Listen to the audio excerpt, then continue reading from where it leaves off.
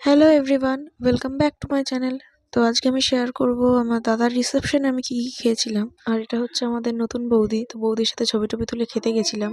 প্রথমে স্টল থেকে ফুচকা আর আমপান্না খেলাম, আর তাড়াতাড়ি খেতে বসে পড়েছিলাম। তো প্রথমেই ছিল এটা চিকেন কাটলেট, সাথে ছিল কাসুন্দি। তো এটা শেষ করতে করতেই চলে আসলো রুমালি রুটি আর চানা মশালা। মোটামুটি ভালোই ছিল এগুলো। আর তারপর চলে আসলো স্যালাড। আর এরপর অবশ্যই আসছে আজকের শো স্টপার, মানে মাটন বিরিয়ানি। তো মাটন বিরিয়ানিটা বেশ ভালোই হয়েছিল, আর লাইট ছিল, খুব একটা রিচ ছিল না, যার জন্য খেতে অসুবিধা হয়নি। আর এই যে পড়ে গেল মাটনের পিস, আর তার সাথে ছিল চিকেন কষা। চিকেন কষাটার কালারটা দেখেই তোমরা বুঝতে পারছো কতটা ভালো হয়েছে।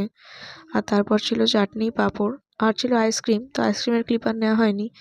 আর হজমোলা আর মিষ্টিও ছিল দু রকমের, সেটা আমি আর খাইনি বলে ক্লিপ নিইনি। আর এটা ছিল রিসেপশনে আমার সাজ।